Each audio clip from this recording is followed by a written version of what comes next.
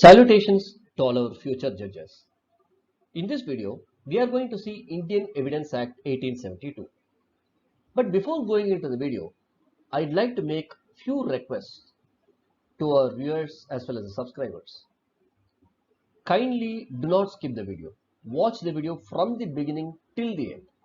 If you skip in between, you may be missing very crucial information or very crucial aspects which have been explained. Hence, watch from the beginning till the end. And next request is, please do have a notebook and a pen with you, because various questions which have been asked in Evidence Act in various exams would be mentioned or would be stated. And in addition to this, idea would be given as to how questions could be framed in a particular section. It is very important for you. So you all need to make a note of all these aspects. And in addition to this, some additional illustrations would also be given while teaching the act. Hence, you please make a note of all those additional illustrations as well. They would be of absolute help to you in understanding the particular section. And in addition to this, various ways or techniques would be taught which would help you to remember those sections, or to say some memory techniques would be given. This would be really helpful to you in remembering the sections when you go to the exam. I hope this video would be of absolute and great utility to you. Chapter 2 of the Relevancy of Facts. Section 5 says that evidence may be given of facts in issue and relevant facts. Now let us try to understand this. It says, in a suit or proceeding, there is a fact in issue. To prove the existence of a fact in issue, or to prove the non-existence of every fact in issue, evidence may be given. And the next thing is,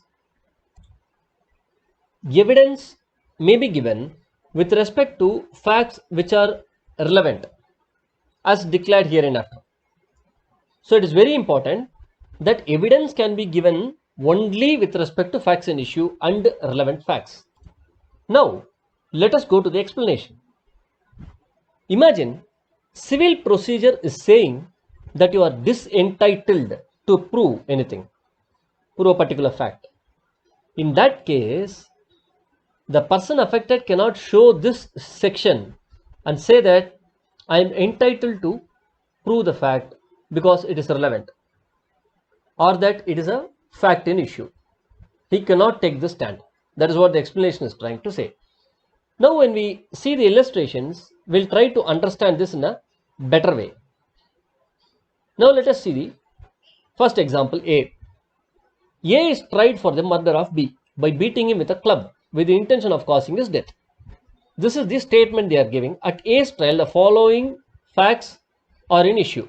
So those are the facts in issue. One is A's beating B with a club. A person is beating the other person with a club. One. That is one fact in issue. Next is A is causing B's death by such beating. That is the second issue. A's intention to cause B's death. However, to understand this illustration, you can swap the order a little bit, or you can change the order a little bit. Now, the changed order can be somewhat like this. Let us take this as 1, and this as 2, and this as 3. So if you see, A's intention to cause B's death. So A has an intention to cause B's death.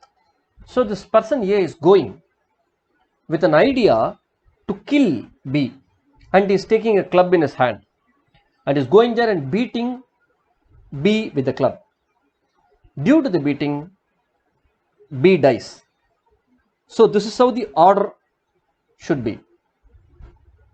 So evidence can be given to prove that A had an intention to kill B, or A's beating B with the club can also be proved with evidence, and the beating was the reason for the death of B, that can also be proved. Now Let us move to example B. Imagine a person is filing a suit based on a bond. He is relying on the bond for a success in the case. He is coming to the court for the first hearing without producing the bond. If that is the case, he cannot produce this bond at a later stage or try to prove its contents at a subsequent stage of the proceedings based on this section. However, if Code of Civil Procedure Code is permitting him to produce this bond, he can very well produce it at a later stage. Now, let us move to section 6. Relevancy of facts forming part of same transaction. Imagine there is a transaction in which there are various facts involved in it. So, these facts which form part of the same transaction are considered to be relevant. They may not be a fact in issue, but still they would be relevant. Now, imagine there is a fact in issue and there are so many facts which are connected to the facts in issue forming the part of same transaction.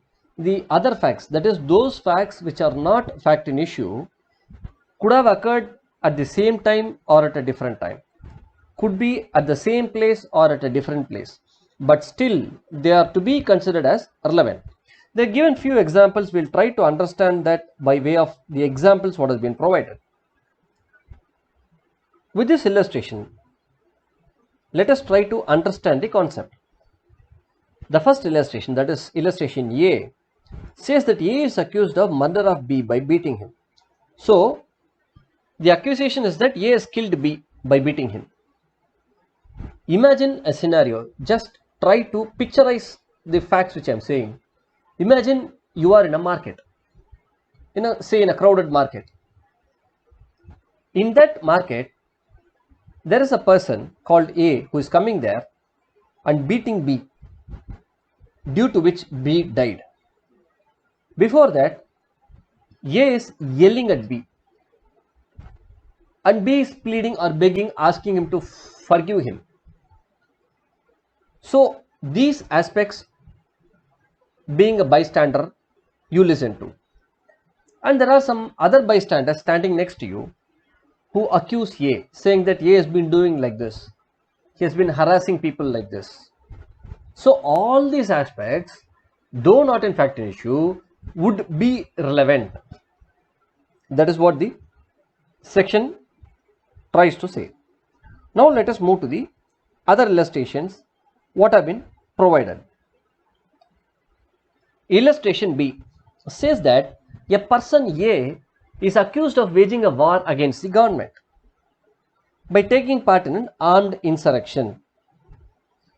In that armed insurrection, certain properties were destroyed, troops were attacked, goals were broke open. All these occurred. But in each and every transaction, A was not present. It is quite not possible because somebody would be attacking some target, the other people would be attacking some other target while waging a war against the government. So, in that case, let us imagine that A was involved in destroying the properties alone and he was not attacking the troops, nor was he damaging anything, or he was breaking open the goals. He has not taken part in all those aspects. He was only damaging a property.